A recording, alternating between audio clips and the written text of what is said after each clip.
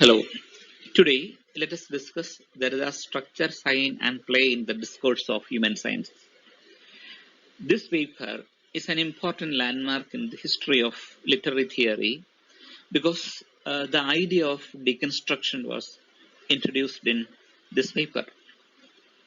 It was a paper that Derrida presented at the International Colloquium in Johns Hopkins University in the year 1966.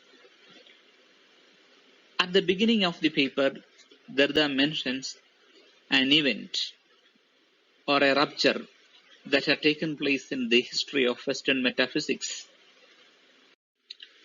In Derrida's terminology, metaphysics refers to the entire spectrum of Western philosophy, conventional philosophy, from the very beginning, that is from Plato or Aristotle to the 20th century. The event that he mentions is an epistemological break. And what is meant by epistemological break? Western philosophy, right from the very beginning, has been organized as different kinds of structures. Hence, the history of Western metaphysics is the history of the concept of structure. The event mentioned by Derrida refers to a rethinking or a questioning of the structurality of structure that took place in the middle of the 20th century. Here we have to consider the fact that post-structuralism works on the assumption that behind the structurality of structure, there is only structurelessness. Derrida then proceeds to analyze the concept of structure. Every structure is organized around a center. The function of the center is to organize the structure, to orient it, to balance it, and to limit the free play of elements within the structure. So what is free play? Every structure is controlled by a central organizing principle that has determined its theoretical boundaries. If any element within the structure goes beyond that theoretical boundary, it should be considered as a free play. Such a free play would obviously destroy the structure.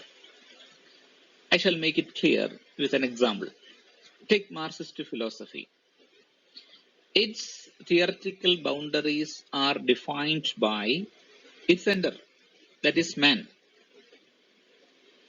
And Marxism, is basically a materialist philosophy. There is no room for spiritualism in Marxism. So if ever elements within Marxist philosophy move towards spiritualism that is beyond its theoretical boundaries, it should be considered as a free play. And now let us come back to the point. The functions of the center are to organize, to orient, to balance, and to limit the free play of elements within the structure. And then Derrida asks another question. Where is the center? Is it inside the structure or is it outside the structure? Since the structure is organized around the center, we have to say that it is inside the structure. But there is another problem. The center can alter the structure, but the structure can never alter the center. That means the center escapes structurality. It is beyond the transformative reach of the structure, which means it is outside the structure. Or we can say that the structure is something that oscillates between inside and outside. How can we call it a center then? So Derrida concludes that there is no center. Again, he says that in the history of Western metaphysics, the concept of center has appeared with different names like essence, substance, God, man, and the like. The event Derrida mentions at the beginning of the paper refers to a radical rethinking about the sender. And according to Derrida, three persons are responsible for this kind of a decentering. They are Nietzsche, Freud, and Heidegger. Nietzsche and Heidegger have questioned the logocentric nature of philosophy, while Freud did the same in psychology by his rejection of a unified human subject. But their critiques of metaphysics were trapped in a circle. Their critiques of metaphysics were trapped in the very logic of metaphysics.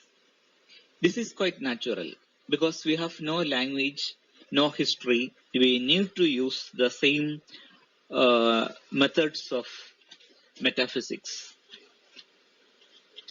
And another such paradoxical situation can be seen in the case of ethnology, or with the evolution of ethnology, the Eurocentric ideas were questioned. That is, Europe as the center of culture and the like. But paradoxically enough, ethnology itself evolved in Europe. And to illustrate this kind of a paradoxical situation, Derrida chooses the example of nature culture of Lévi-Strauss. Lévi-Strauss offered definitions to nature and culture in his book, The Elementary Structures of Kinship. There, nature was defined as that which is universal and spontaneous and not based on norms, whereas culture is dependent on norms. Everything can be put under either of the two categories. But when it comes to the question of incest prohibition, there's a problem. Because incest prohibition shares the features of both nature and culture. It is universal and spontaneous. In that sense, it is related to nature. But at the same time, it is a norm. And in that sense, it is related to culture too. Then Lévi-Strauss says that this is a scandal. Incest prohibition is a scandal. But Derrida says that what is scandalous is not incest prohibition, but the very structure that has created categories like nature and culture. Incest prohibition, in fact, escapes this kind of a structurality. This is an example of the fact that language bears within itself the necessity of its own critique. This critique can follow two paths according to Derrida. The first one is to take a step outside metaphysics, which is almost impossible.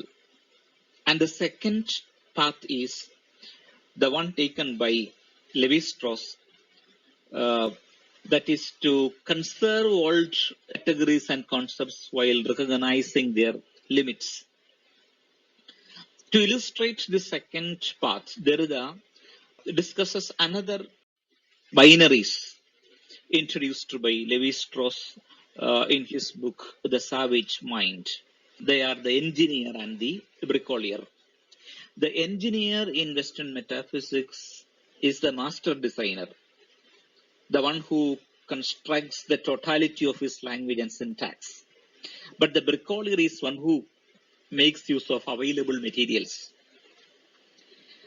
In Western metaphysics, the engineer is privileged over the bricoleur, but on closer observation, we can say that the engineer, as the constructor of the plan, as the master designer, as the one who constructs out of a vacuum, is only a theological idea.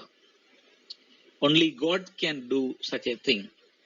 And the engineer too makes use of available knowledge and available materials and available resources. And in this sense, the engineer is also a kind of bricolier. And according to Derrida, critical language is also a kind of bricolage, because to criticize metaphysics, we need to use the same tools of metaphysics, because they are available to us. Only they are available to us.